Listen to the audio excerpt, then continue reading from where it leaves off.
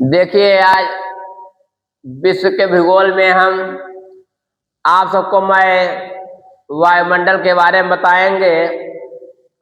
वायुमंडल क्या चीज है, वायुमंडल कितने प्रकार के होते हैं, उसके बारे में मैं आप सबसे विस्तार में वर्णन करूंगा आज। देखिए, वायुमंडल को मुख्य रूप से 4 भागों में बांटा गया, जिसको जोन कहते हैं। एक हो गया, पहला नंबर हो गया मध्यमंडल।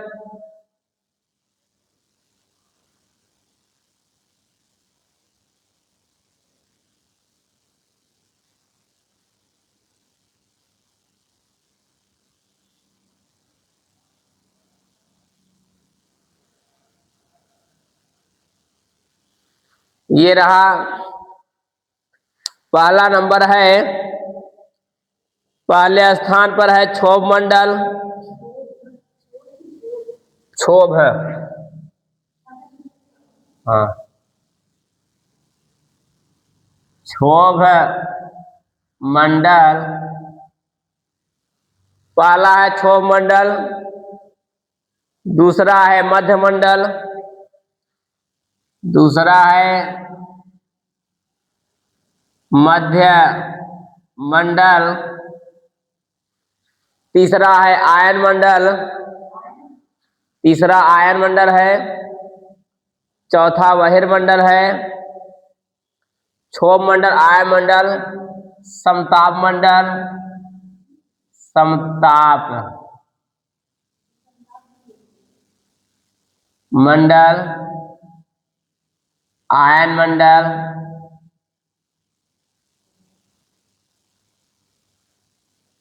आखिरी है बहिर्मंडल। पांचवा और आखिरी जो है बहिर्मंडल है।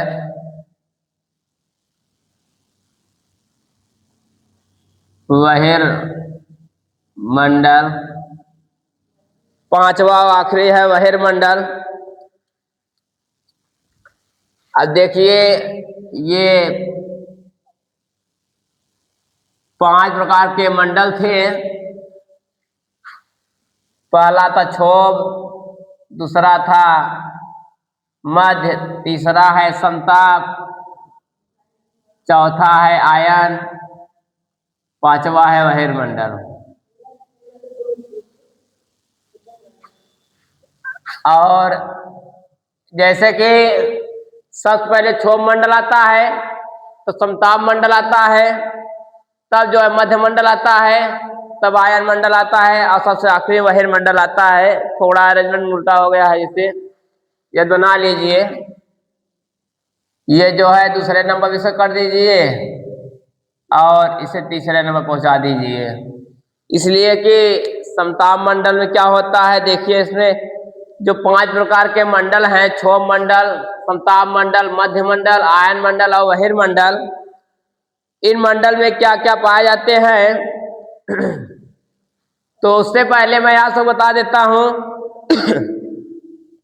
कि मंडल किसे कहते हैं, वायु मंडल किसे कहते हैं। वायुमंडल पृथ्वी की सतह से लगभग, जो वायुमंडल होता है पृथ्वी की सतह से लगभग जो है 100 करीब 100 किलोमीटर की ऊंचाई तक होता है। लगभग जो वायुमंडल होता है लगभग पृथ्वी की ऊंचाई से लगभग जो है कितने किलोमीटर, 100 किलोमीटर ऊंचे होता है, ऊंचाई पर होता है। ये लगभग जो वायुमंडल जो होता है, ये जो है पृथ्वी से लगभग 100 किलोमीटर की ऊंचाई तक पाया जाता है।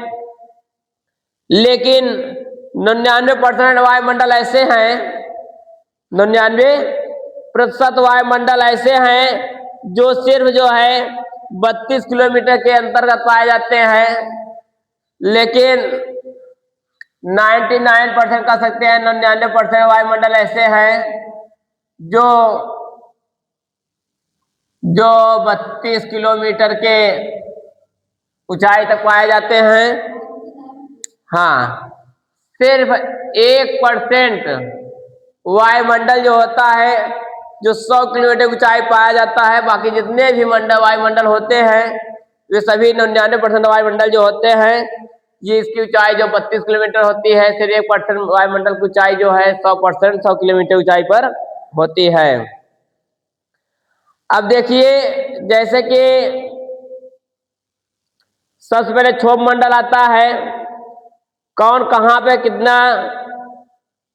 ऊपर तक जो है गमन करता है, कई किलोमीटर कौन सा जाता है। जैसे कि क्षोभ मंडल कहाँ तक होता है, समताप मंडल कहाँ तक होता है, मध्य मंडल कहाँ होता है, मंडल कहाँ होता है, बहिर्मंडल कहाँ होता है, कितनी ऊंचाई तक ये बढ़ता है, कितनी ऊंचाई तक चलता है। बंद करो,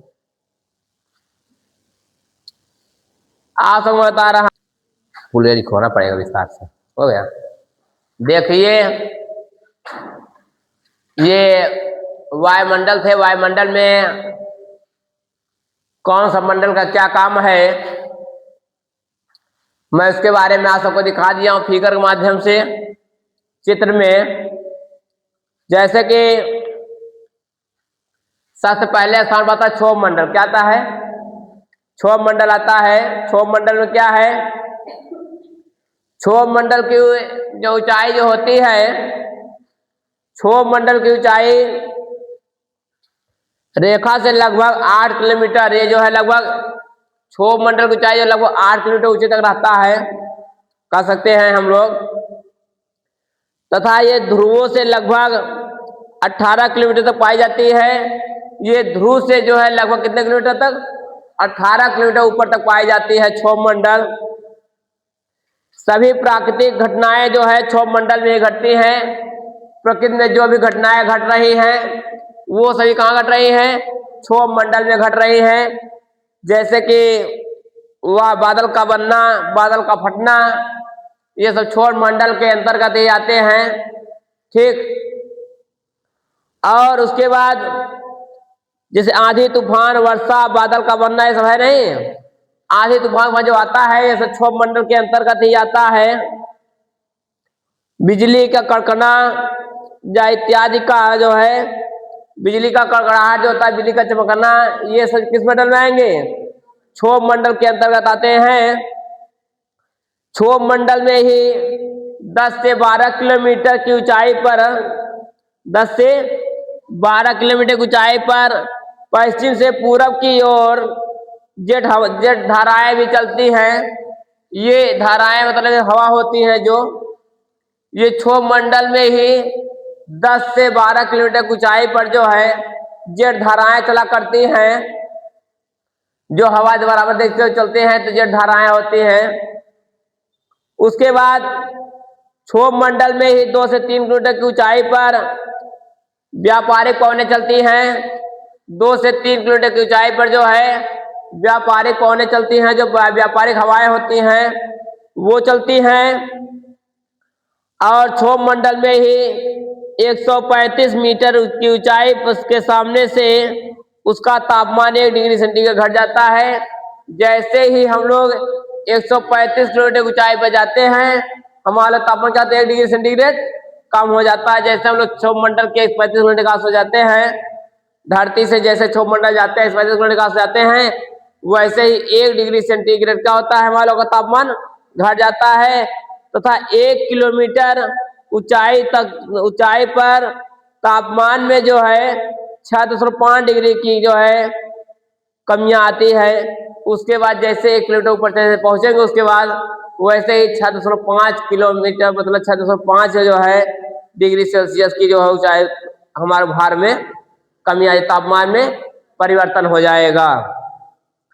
ये इतने जो क्षोभ मंडल के अंतर्गत आते हैं। और क्षोभ मंडल के बाद क्या आता है? समताप मंडल आता है। समताप मंडल में क्या है देखिए, समताप मंडल में प्रारंभ में तापमान स्थिर रहता है। जो समताप मंडल होता है इसमें जो प्रारंभ में जो है तापमान क्या होता है? स्थिर रहता है, तापमान में कोई परिवर्तन नहीं होता है। लेकिन जैसे ही हम लोग 20 किलोमीटर की ऊंचाई पर जाते हैं, जैसे ही हम लोग समताप मंडल के 20 किलोमीटर की ऊंचाई पर जैसे ही हम लोग जैसे प्रवेश करते हैं वैसे जो है वहाँ का टेम्परेचर में परिवर्तन आ जाता है, वैसे वहाँ का तापमान में क्या हो जाता है, चेंजिंग आने लगती है, परिवर्तन दिखने लगता है। और क्योंकि समताप मंडल में ओजोन परत पाई जाती है, समताप मंडल में ही क्या पाया जाता है, ओजोन परत पाई जा रही है, और जिसके कारण जो है हम लोग ये अवशोषण करती है। जो हमारे लोग शरीर के अंदर एक जो किरणें हैं वो क्या करती है, अपने तरफ अवशोषित करती है। जो ओजोन लेयर होता है, हम लोग के अंदर जो एनर्जी होता है अपने तरह एब्जॉर्ब करती है, इसलिए जो है यहाँ पर हम लोग नहीं जा पाते हैं, जिससे अचानक तापमान में वृद्धि हो जाती है, जिससे अचानक जो हम लोग तापमान में वृद्धि हो जाती है। कभी कभी देखे हो हार्ट अटैक आता है लोगों को, हार्ट अटैक का जब आता है तो एकाएक टेम्परेचर हाई हो जाता है, लो हो जाता है। जब हाई हो जाता है तो क्या होता है, पूरी शरीर गर्म हो जाती है, और जो है ब्रेन जो है काम करना बंद हो जाता है। जो ब्लड जो है ब्रेन में जो ब्लड तेजी से सर्कुलेशन करने लगते हैं। जैसे ही ब्लड तेजी से सर्कुलेशन करेंगे, उसकी कैपेसिटी है 2 किलोमीटर चलने की रफ्तार है, ब्लड का जो है सर्कुलेशन करने का रफ्तार है ब्लड हमारे लोग शरीर में, दिमाग में वो जो है जगह नहीं पा रहा, तेजी से गमन करने का प्रयास कर रहा है। उसी में जो है ब्लड एक दूसरे के धक्का मुक्की से जो है तो क्या कर रहे हैं, नशे को फाड़ दे रही हैं। जैसे नस फटता है वैसे कहते हैं ब्रेन हार्ट अटैक आ गया भाई, इनके ब्रेन की नस फट गई, क्या हो गया, हार्ट अटैक खत्म हो गए। तो ये जो है ऐसे होता है। ओजोन लेयर भी होता है जो बहुत गर्म होता है, हमारे शरीर को जो बहुत तेजी से टेम्परेचर में वृद्धि कर देता है, हमारे तापमान में वृद्धि कर देता है। ओजोन लेयर में ही देखिए समताप मंडल में ही जो है ये पृथ्वी तक आने में जो है इसको सर्वाधिक उपयोग से यह जो है जीरो लेयर के नुकसान पे जो इससे पृथ्वी में जब आता है जीरो डिग्री लेयर पे ले आता है, इसलिए वहां पृथ्वी जब आएगा तो ऑटोमेटिक इसका टेम्परेचर बना रहता है। और जिसके कारण जो है ओजोन लेयर में जो छेद हो गया था, जो था एसी होता है वालों का शीतकालिक, सीएफसी शीतक गैस होता है, सीएफसी एक गैस होता है, सीएफसी एक गैस होता है। ये सीएफसी जो शीतक जो गैस होता है एसी होती है, AC CFC AC AC freeze, AC हुआ फ्रिज हुआ, ये सब में क्या होता है, ओजोन परत पाया जाता है। देखिए कभी कभी फ्रिज को जो है चालू करके फ्रिज को खोल कर रख दो, देखिए आपके घर में जो है बीमारियां बहुत तेज फैलेंगी। इसलिए उसमें जो फ्रिज की जब गर्म होता है ठंडा करता है या गर्म करता है, देखिए कभी कभी उसमें जब फ्रिज बंद रहे एकाएक खोलो उसको, देख कैसे उसमें अथा आता है, बहुत स्माइल आता है ना। तो वो स्माइल जानते हो ओजोन लेयर के ओजोन परत के कारण आता है, परत होने के कारण वे बहुत हानिकारक होता है। लोगों को लग रहा है मैं ठंडा पानी पी रहा हूँ, परंतु वे जो ठंडा पानी में पी रहा हूँ वो सही है, पर जो फ्रिज जो बार बार खोल रहे हैं बंद कर रहे हैं, उसमें से जो ऑक्सीजन निकल रही है फ्रिज के अंदर से, वो हम लोग के लिए बहुत हानिकारक हो रहा है। जो एसी का हवा हम लोग जो ले रहे हैं, लग तो रहा है बहुत ठंडा है, अरे वाह बहुत सुकून है, बहुत जिंदगी ऐसे कट रही है, परंतु क्या कर रही है, हमारे लोग शरीर की हड्डियों को कमजोर करती है। क्या करती है, शरीर की हड्डी को कमजोर करती है, शरीर के सहनशीलता को कमजोर करती है। अभी आप एसी से निकल के तुरंत घाम में निकल चले जाओ, घाम चले आओ, देखो तुरंत बीमार हो जाओगे। और आप 10 साल 15 साल एसी में लगातार रह लीजिए, उसके बाद कोई काम करने के लिए कहा जाए तो कहीं पैर का घुटना दर्द करेगा, कहीं हाथ का घुटना दर्द करेगा, कहीं ना कहीं जो है नस जरूर दर्द करने लगेंगी। ये जो जितने फायदेमंद चीजें हैं उतने ही नुकसानदायक चीजें हैं। ये एसी हुआ, फ्रिज हुआ, सीएफसी गैस हुआ, ये सब जो है वो समताप मंडल में ही पाया जाता है, और ये जो है बहुत ही हानिकारक होता है। क्या होता है, बहुत ही हानिकारक होता है। उसके बाद एक और उसमें होता है, देखिए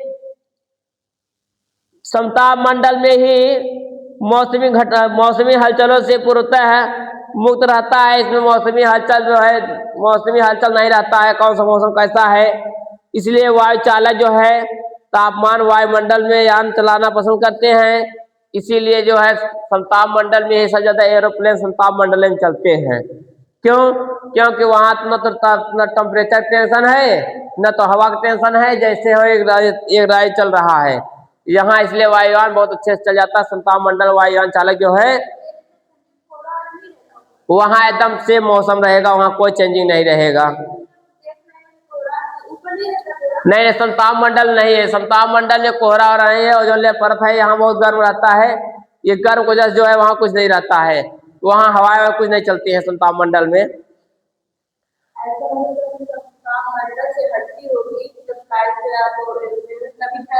हाँ जैसे संताप मंडल से ऊपर गया, मध्य मंडल में आया तब क्रैश हो गया। जब तो संताप मंडल क्षोभ मंडल में आया, तो क्षोभ मंडल में आया तो बड़े बड़े पहाड़, बड़े पर्वतें हैं, उससे पेड़ पौधे हैं, पेड़ से माले कम टकराएंगे, पेड़ दिखाई दे देगा। आए एकाएक कोहरा, जैसे क्षोभ मंडल में आया एकाएक कोहरा दिखा, कोहरा में आगे बड़ा बड़ा पर्वत है, माउंट एवरेस्ट जैसे पर्वत है, विश्वम जैसे पर्वत शिखर है, उसमें नहीं ध्यान देगा, टकरा गया। और बड़े बड़े टीले हैं, उस टीले में नहीं ध्यान, क्षोभ मंडल में टकरा गए। इसीलिए जो वायुयान चालक जो है, जहाज चालक जो है, अधिकतर जहाज जो है संताप मंडल चलाते हैं, वहां पर कोई प्रॉब्लम, कोई समस्याएं नहीं पाई जाती है। उसके बाद देखिए मध्य मंडल आता है। मध्य मंडल की जो है ऊंचाई लगभग बताने हमने 50 से 80 किलोमीटर तक होती है। मध्य मंडल की ऊंचाई जो होती है 50 से 80 किलोमीटर के मध्य होती है। और इस मंडल में तापमान में एकाएक गिरावट आ जाती है, तथा इसका जो तापमान जो है -100 डिग्री सेल्सियस होता है। इसमें जो तापमान में एकाएक गिरावट आती है, इसके तापमान में जो है -100 डिग्री सेल्सियस की गिरावट आती है।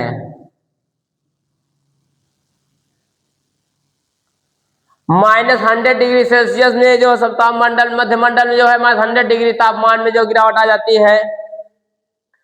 संताप मंडल बाद आता है आयन मंडल आता है। आयन मंडल, इसका विस्तार जो है 640 किलोमीटर तक होती है। जो आयन मंडल का विस्तार है 640 किलोमीटर तक होता है लगभग। और इसमें देखिए आयन मंडल में विद्युत आवेशित कणों की अधिकता होती है। इसमें आयन मंडल में ही जो है विद्युत आवेशित कणों की क्या होती है, अधिकता होती है। जो विद्युत आवेश के कण जो होते हैं आयन मंडल में सबसे अधिक पाए जाते हैं। और इसलिए इस मंडल में जो है रेडियो तरंगे जो है परावर्तन होकर के, इसीलिए जो है रेडियो तरंगे जो है परावर्तन होकर, आयन मंडल में रेडियो तरंगे जो है परावर्तन होकर क्या होते हैं, परावर्तन होकर के पृथ्वी पर क्या होती है, आ जाती है। यहाँ से परावर्तन होकर कहाँ आ जाती है, पृथ्वी क्षोभ मंडल में, पृथ्वी पे आ जाती है, ठीक है। और जिसके परिणाम स्वरूप हम जो है रेडियो सुनते हैं, जिसके परिणाम स्वरूप जो है हम लोग रेडियो सुनते हैं, टीवी देखते हैं। टीवी जो देखते हैं वो आयन मंडल से ही बन के आता है पृथ्वी पर, तभी हम लोग देखते हैं, नहीं ना देख पाए। और इसके अलावा जो उल्कापिंड इत्यादि की घटनाएं जो है आयन मंडल में ही घटती हैं। उल्कापिंड जो है जैसे घटनाएं जो घट रही हैं वो सब आयन मंडल में ही घटती हैं और कहीं घटती नहीं है। उल्कापिंड मैंने इससे बताया था, जो बड़े बड़े उल्कापिंड जो होते हैं, जैसे कोई पहाड़ सब उठाया, समुद्र उठाया, प्रलय आया, उल्कापिंड बहुत बड़े होते हैं। ये जो उल्कापिंड जब होता है तो ये जो उल्कापिंड यहाँ आयन मंडल में होता है तो आकर के पृथ्वी पे जो होता है गिरता है, तो तब जाकर हम लोग मालूम चलता है कि जो है कोई घटनाएं कहीं घटी। उसके बाद सबसे ऊपर आता है बहिर्मंडल जो है। बहिर्मंडल में जो है ये वायुमंडल की सबसे अंतिम मंडल या सबसे ऊपरी मंडल, ऊपरी भाग है। इसकी ऊंचाई लगभग जो है 640 किलोमीटर से 1000 किलोमीटर तक होती है। लगभग 640 से 1000 किलोमीटर के आसपास होती है इसकी ऊंचाई।